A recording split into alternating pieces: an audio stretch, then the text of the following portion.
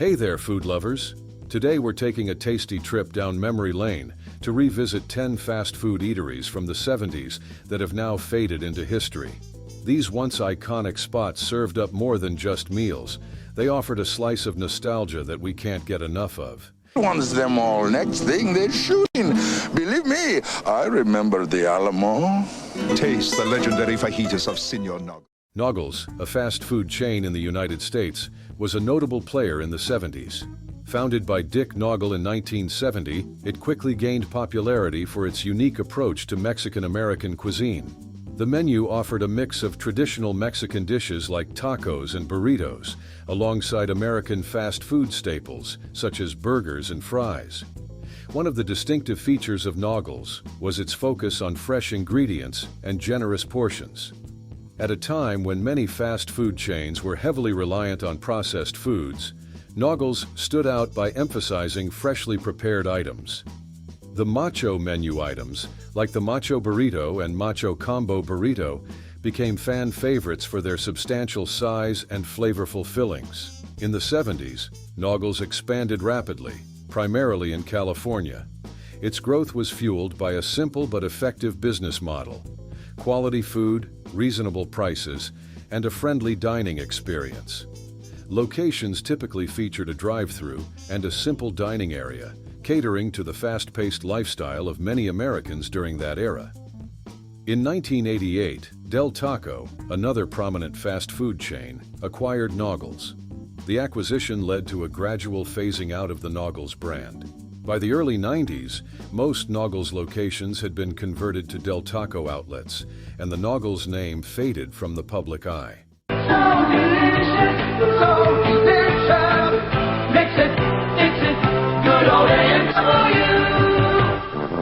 In the 70s, A&W Drive-In restaurants were a big part of American culture. A&W, short for Allen and Wright, started in 1919 and became famous for its frosty mugs of root beer. By the 70s, A&W had grown into a well-loved chain with hundreds of locations across the United States. Customers would pull into a parking spot, and a car hop, often on roller skates, would take their order. The food was brought out on a tray that hooked onto the car window. This made eating at A&W both convenient and fun, especially for people who loved their cars. The menu featured classic American fare like hamburgers, hot dogs, French fries, and of course the famous root beer floats. A&W was known for its partnerships with popular brands. For instance, in the 70s, they often collaborated with companies like Coca-Cola for special promotions. They also had unique items like the Teen Burger and the Mama Burger, which were part of their Burger Family lineup. These special touches made A&W stand out in the crowded fast food market. A&W Drive-In started to decline in the following decades. The rise of fast food giants like McDonald's and Burger King, with their indoor seating and drive-through windows, offered a different kind of convenience that appealed to changing consumer preferences. Today, A&W still exists, but the iconic drive-ins are mostly a thing of the past. In the 70s, Biff Burger was a popular chain of fast food restaurants in the United States. Known for its catchy slogan, "Best in Fast Food," Biff Burger stood out with its unique cooking method and distinctive flavors. Biff Burger, short for Best in Fast Food, began in the 50s, but saw significant growth during the 60s and 70s. The chain was recognized for its roto-broiled hamburgers, a technique where burgers were cooked on a rotating broiler. This method gave the burgers a unique taste that set them apart from competitors. Aside from their signature hamburgers, they offered fries, milkshakes, and hot dogs. The burger patties were flame-broiled, which was a relatively novel concept at the time, giving them a distinct smoky flavor. The toppings were straightforward: lettuce, tomato, pickles, and their special Biff sauce. During its peak in the 70s, Biff Burger had numerous locations across the United States, especially in the Southeast. The bright orange and white buildings with a large Biff sign were a familiar sight. By the late 70s and early 80s, many Biff Burger locations began to close.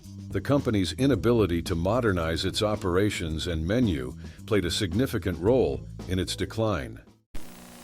Druther's cooking chicken, cooking chicken, cooking chicken. Druther's cooking chicken, just $1.99. Fresh. Druther's cooking chicken, cooking chicken. Druther's was a popular fast food chain in the 70s, mainly known for its burgers, chicken, and fish. It started as Burger Queen in 1956, but rebranded to Druther's in 1973. The name Druther's came from the phrase, "I'd rather," capturing the idea that customers would rather eat there than anywhere else. Druther's had a distinctive mascot, Queenie Bee, a friendly bee character that appeared in its advertising and on its packaging.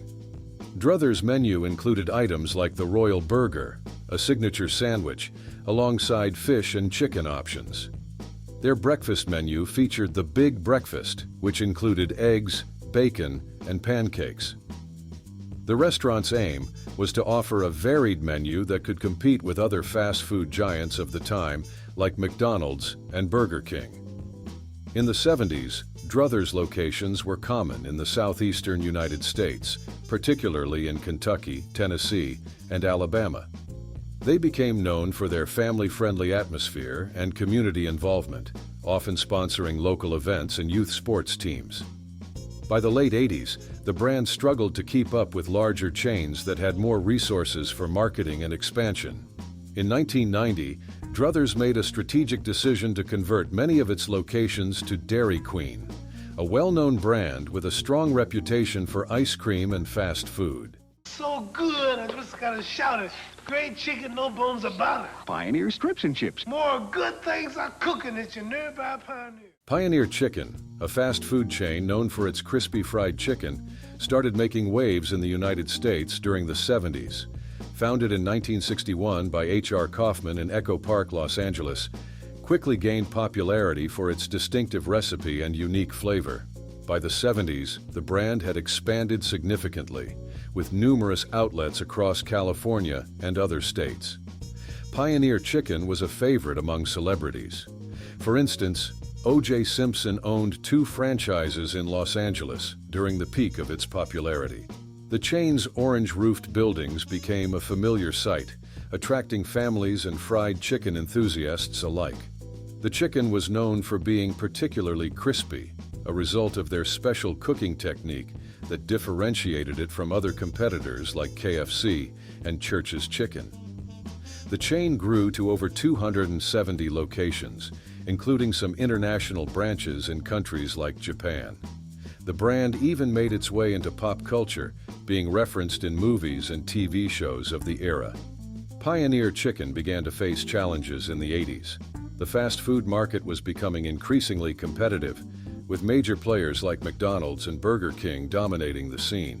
By the late 80s and early 90s, many Pioneer Chicken locations had either closed down or rebranded under new management. Dunn was a popular name in the United States during the 70s, especially for those who enjoyed good food.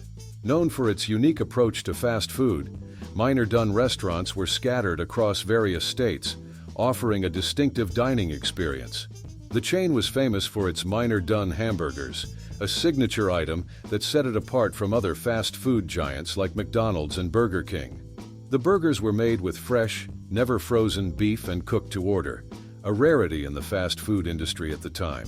Customers loved the crispy edges and juicy center of these burgers, a result of the special grilling technique used. Dunn also offered a variety of other menu items, including homemade onion rings, hand-dipped milkshakes, and fresh-cut fries.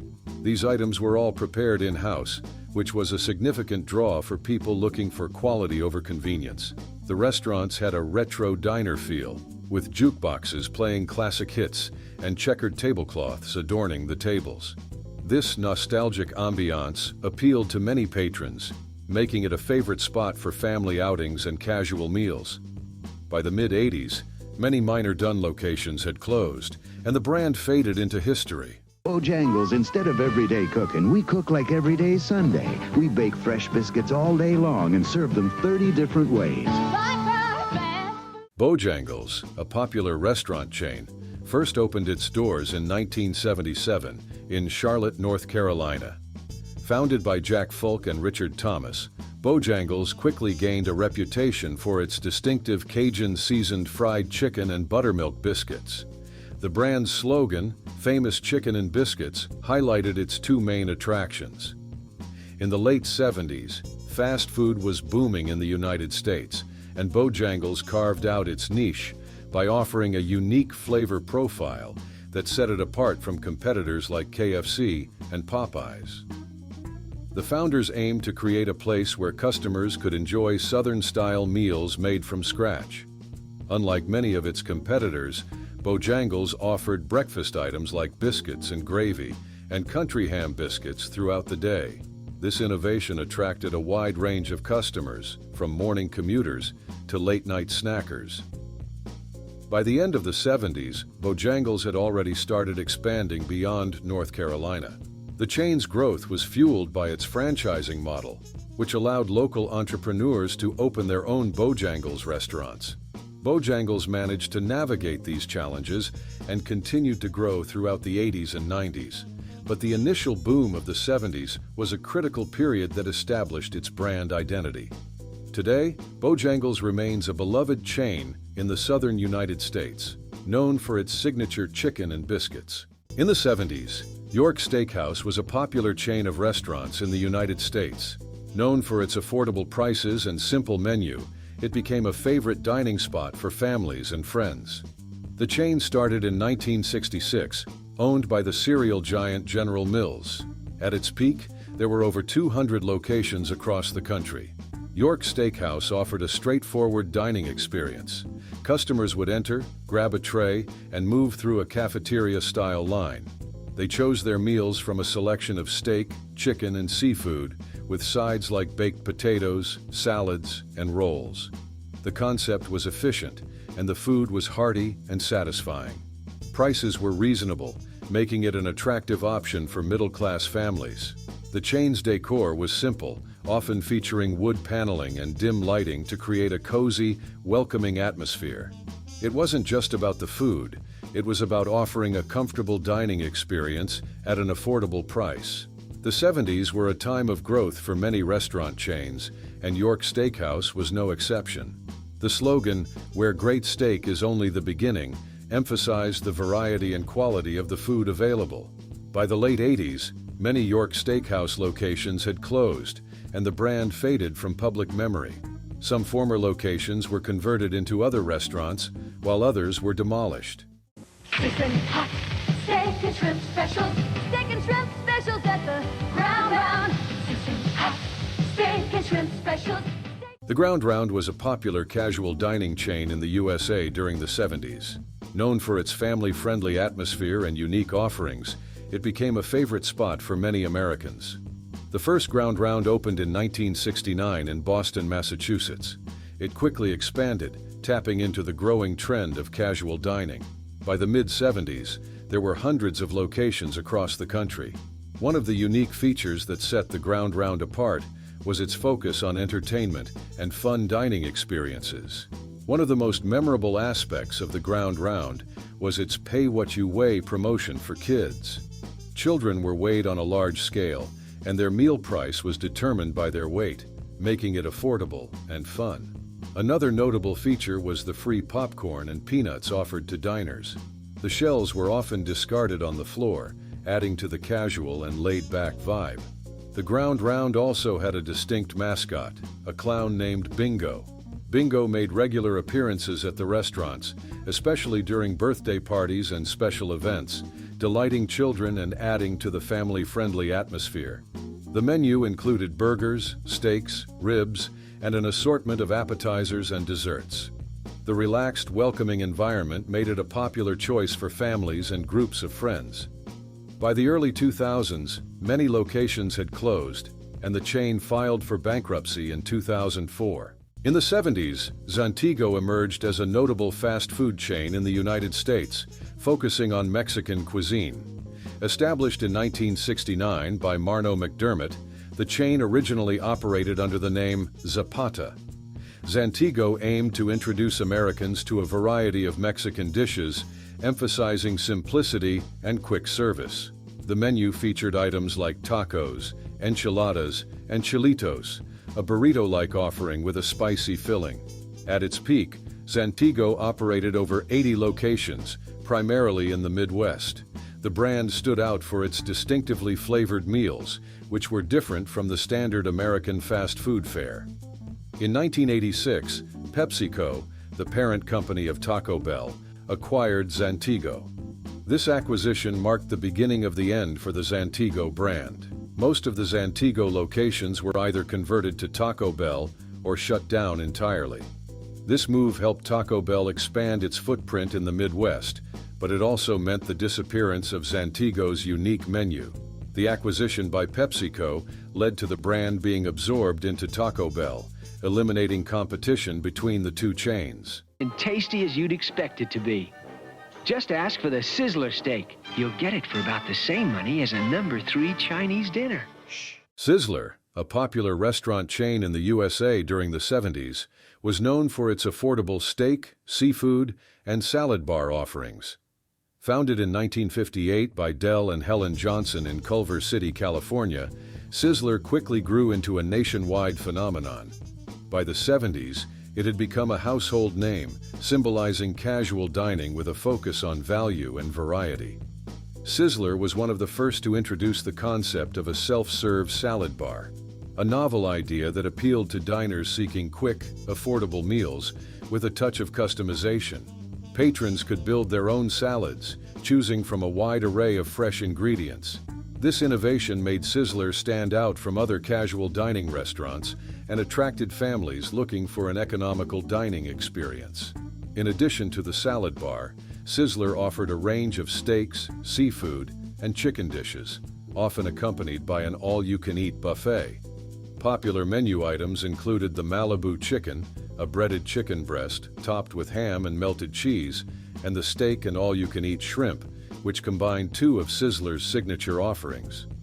Today, while Sizzler still operates a number of restaurants, its footprint is significantly smaller, and it no longer holds the same place in American dining culture as it did in the 70s. Big things are cooking at Burger Queen, from food to fun and in between. So if you really want to see, just follow me.